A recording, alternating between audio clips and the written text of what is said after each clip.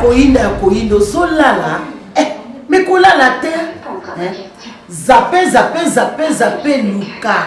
Oh là là, la princesse yoka likam Congo Réel TV nakotika la simate na yoka mongongo ya la sainte ebongo la princesse ba beauté na pardon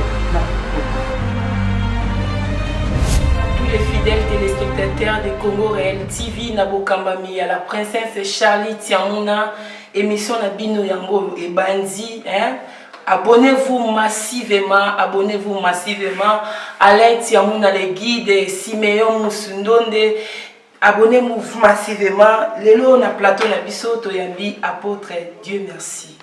Bonjour après. Oui, bonjour la sœur Anka. Bonjour. Bien. Apôtre nalingi la surprise na la princesse Charlie Tiamuna aza mosala nzambe et bientôt single sur le marché nalingi attend que l'homme de Dieu oloba liloba moko pona ye l'affiche est là. Bon, liloba autour koloba par rapport à l'homme de Dieu ou la servante de Dieu.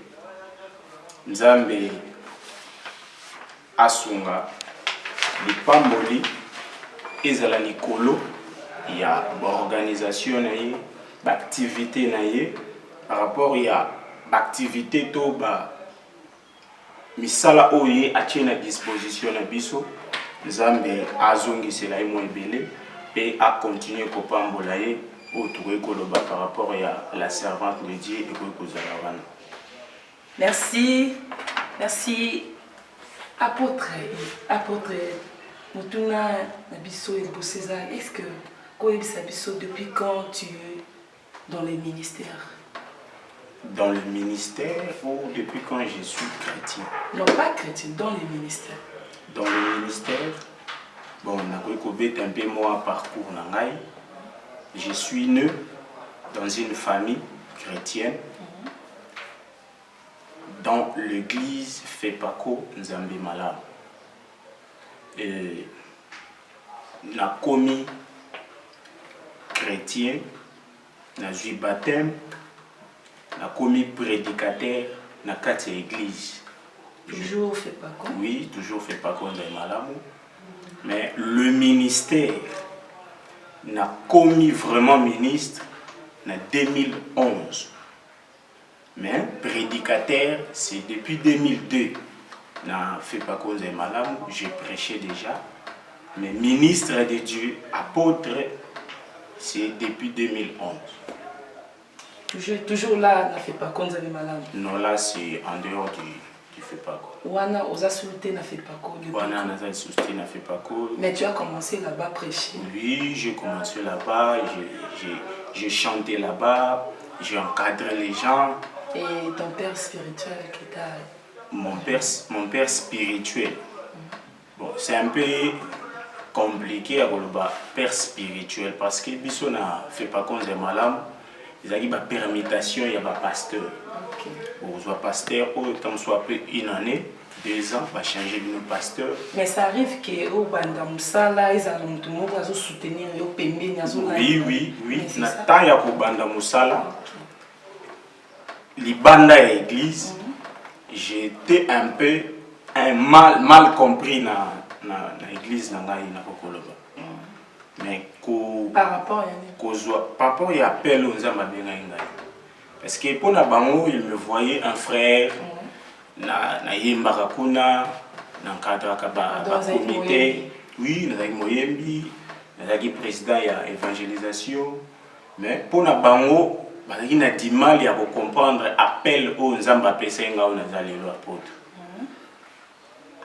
Donc, on a tenu moi mingi, mais tant que tu fixes, regarde Nabiso et pas un homme, le docteur parfait, dans l'école, et je l'ai expliqué. C'est un père pour moi. Papa spirituel, c'est un père pour moi. Je lui ai adopté comme un mentor. Si j'ai un problème par rapport à ce que je fais, nalukaka ye tosololi te papa ta ba difficulté eza boye ta boye boye na sala boye na boye, il me conseille, il me donne des directives. Donc ton père spirituel aujourd'hui c'est... Je peux dire oui, c'est le docteur. C'est le docteur parfait. Oui. Ok, merci. Apôtre Mokili lelo ningani na maladie au babengi coronavirus, batonio sobazolela. Et vous en tant qu'homme de Dieu, serviteur de Dieu, et qu'est-ce que vous dites? Oui, le monde entier a bougé. La pandémie, mon côté a maîtrisé. Mais biso lokola basali ya Nzambe tokoki kotala ngo na o bato nyonso bazotala te. Parce que quand le malheur atteint le monde, biso regarde na biso faisala vers le créateur de ce monde. Biso lokola basali ya Nzambe regarde na biso faisala pas mutu oya kili mokili pe a permettre que pandémie et sani et simba mokilo yakeli. Donc biso regarde biso za panzambe to yebite soki basali musu bazo mona ngolo lenge nini. Mais par rapport ya ndenge tout le monde les a touché, biso regarde biso ezara likola moto asali pas permettre maramongo sani eko. Merci totali poto ningani lelo bat bazo lela. Yuyu, la carte na Londres, bazo lela ebele, bazo ganga. Est-ce que makamango eza ndenge nini? Bazo luka baye babasa Nzambe. Bao loba nini par rapport ya kawo yoyo. Ezolelisa mokili monde entier. Oko loba nini pona bandeko ba Holanda yo, baza na posa ya un mot o ezouta aussi auprès ya basa Nzambe. Biso nanga mona biso lokwa basali. Nakoiko Kendempe na écriture kolobaboui. La Bible est absolue. Bible est un siècle morté tellement. Tu es un lot monté que côté les sa Bible. Bible est absolue. Nous tous vivre, nous les chrétiens, nous les serviteurs de Dieu, tous vivre dans Mokili en regardant la parole de Dieu. Et par rapport à l'événement où est comme la pandémie où est comme s'il faut regarder prophétiquement, s'il faut jeter un œil à la prophétie, chaque prophétie a toujours accompagné na signe. Mais dans le monde, nous avons trois familles prophétiques. Nous avons l'Église, nous avons les nations et nous avons Israël. Wanande ma famille prophétique. Donc ma prophétie ni oso oyo lobama na Bible ba kokoki samanango eza na trois familles wana. Ko ya lelo eza na genre ya famille. Parce que par rapport à ce photo ça la lecture. Pandémie oyo eye eza si nini elingi eloba nini ezo rappeler biso. Jusque là non bosali kaka. Bon, mutu na mutu, serviteur na serviteur, azana analyse na ya kosala, mais la prophétie, ligne des temps faut-il à la bongo, neti ce total lelo, au mona tout prédicateur a comme fixé misune na Matthieu 24. Or avant pandémie, Matthieu 24 zaki chapitre moko ya obetakara. Mais aujourd'hui Matthieu 24 comme opprimé. Mais pour tout en banane, les chaises vides. Vous voyez, c'est que le monde entier où l'église, le serviteur de Dieu sont corrompus par de l'argent. Bakisi batobakoti ebele. Bon, kotanga bakombo batu là et koyi un peu ko stresser batu. Pour ngana zanzambe te na parce que basala nzambe yo posa musala nzambe oui oui posa déjà corrompu te na lobite ke ngana za corrompu mais soki na za corrompu okoye bango na misala na ngai te na oyekoloba pe ke ba mususu nde baza corrompu ngana za épargné tant mususu na zui par nanga mais tant okotala misala na ngai yo mo comprendre makambo alobaki ekangi pe ye moko. Donc problème est ça, auparavant il y avait des prophéties, il y avait des mariages, il y avait des délivrances, mais pendant la pandémie, le monde, il y a makambo nzambe to ba serviteur de Dieu, ba comme ko jeter regard na bango dans la prophétie. Alors avant bozaki wapi. C'est que eza iloko oyo, il faut interpeller biso. Okay? Même après cet événement, il faut to continuer nenge to te ya bakiti, to te ya pe bandimi, bongo so bazongi na ba église. Pour quitter OK pour te obéter sur la porte. Vous avez une église que vous conduisez? Bon, une église c'est un peu trop grave, mais je conduis un ministère. Vous conduisez un ministère et aujourd'hui, activité est suscitée comme assemblée à l'église. Maintenant, vous faites comment? Activité, vous allez tant que l'État. C'est ça. Maintenant, vous faites comment? Parce que l'activité à l'église est zatée. Tant que papa, alors, comment vous allez pour vous rejoindre? Tous allez au salaté, papa malamu a bon ça biloko. Et papa, il y a les botans avant ma béie. Oui, on a enseigné l'église. Pourquoi pas? On a enseigné l'église par rapport à la prophétie. Et tant que on sait que c'est référé à l'enseignement au besoin. Si vous offrande des aspects, là, c'est par rapport il y a offrande. Mais Dieu nous bénit d'une manière ou d'une autre. Si on bika en offrande, ne pas quand l'église boy, bah tu sais que bah tu vas bika les autres. Il n'a pas mbolé en ça. Pour offrande pesa. Il n'a le vie d'une manière ou d'une autre. C'est que les pas mbolé sur pesa offrande. C'est que nous ne pas offrande boy, les comme na sambila ke ekologi sami era pandémie. Aseni. Asungi ngai. Donc il faut le barater que na sani ya mabonza nde mutu na nzambe fwa bika. Donc Dieu peut nous bénir d'une manière ou d'une autre. Merci, merci, merci. Apôtre, au mot de la fin, na bande konyoso baza ndinga ndingo bazola biso partout dans le monde, balandi ya Congo Réel TV, Cédric Tiamou nazolanda yo, batu nyoso bazolanda koloba. Mot de la fin par rapport nanu ya l'église ou le serviteur de Dieu. Je vous en prie.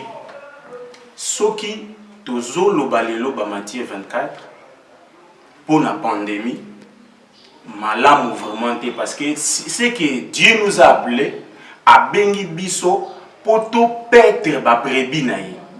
Ils a vraiment musala na biso te. Ils a musala nzambe a pesi biso charge. C'est que tout continue même ba chaise wana et remplir bateau. Tout bête la bango di solo. Il y a la prophétie à Matthieu 24 parce que il y a peu de temps à le monde tend à sa fin. Sur ceux qui montrent déjà pour l'église, il faut déjà alerter par rapport à Yamabé ou Isoya pour se sauvegarder. C'est l'enseignement du royaume, l'enseignement du royaume de ciel. Parce que ce que tu as dans la Bible, il y a un voyage. Il y a un délivrance. Mais il y a un tu interpeller bateau. Ceux qui sont corrompus, ceux qui te dévient qui message.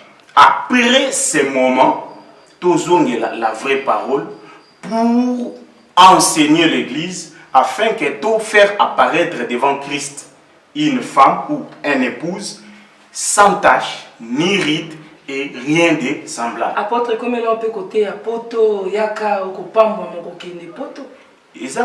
Même na poto na poto ça non et comme là on peut côté à bon na bandi. Bon, et ça ba message et ça un message biblique était. Chiko oté yango comment oui ça ba ils ont conseil na kopesa mon bureau bon quand on monter ma voyage no nzamba osunga ele mais au-delà de la chair il faut tout y aller le banzanga. Na chair faut tout le bela bato makambo oyo ko bongisa bango po ba kutana na mobile. To ko yebisa bango te makambo oyo donc tout formé par homme terrestre, le tout formé par homme céleste.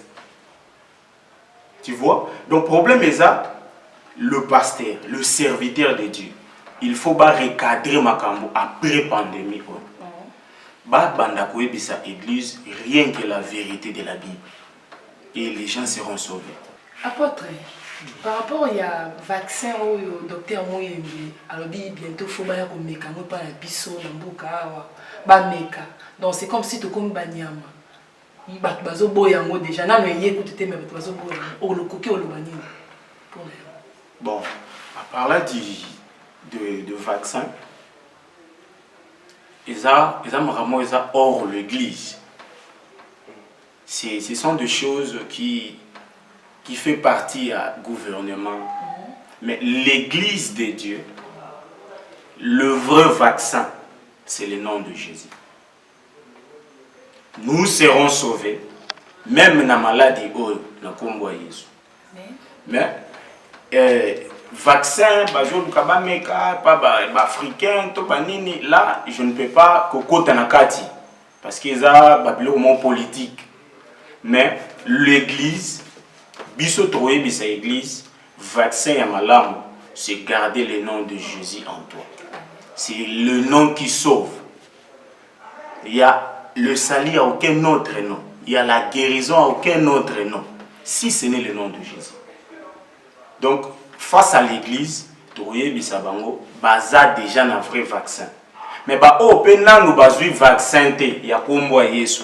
Troé bisa bango, crois au Seigneur Jésus, tu seras sauvé, toi et ta famille. Crois en Seigneur Jésus, ce Dieu-là va te guérir pendant ces moments. Atteint la maladie. Le nom de Jésus va te donner la guérison. Merci. Spécialité de mes années dans le ministère. Délivrance.